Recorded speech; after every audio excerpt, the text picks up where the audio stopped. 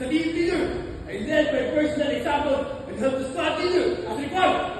I am Sayong Specialist Intelligence Agent Navigator and the